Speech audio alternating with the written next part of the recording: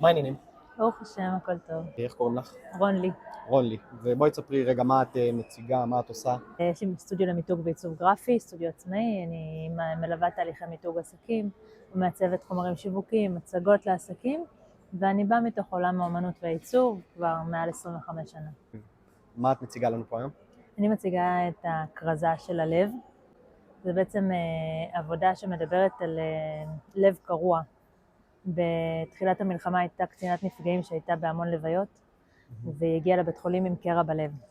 ועד אז כל הזמן דיברנו על נקרא לי הלב, כשאני נורא עצוב, יש ביטוי כזה, נקרא לי הלב, ופתאום הבנתי שזה אמיתי, שמרוב עצב באמת הלב יכול להיקרע ויכול לקרות במצב כזה. אז יצרתי אימג' של לב קרוע, האימג' נוצר בבינה מלאכותית, ב-AI. אני פיסלתי אותו בתלת ממד, על גבי קנבס עם פרפרים כחולים, שבעצם מבטאים את החופש של העם היהודי, מבטאים את השלמות שלנו, ובעצם תפרתי את הלב. קראתי אותו ותפרתי, ובוקע משם אור כחול, שזה בעצם האור היהודי, שבעצם האחדות שלנו, זה גם בא מתוך כל העולם הזה שהיינו קרועים עד 7 לאוקטובר.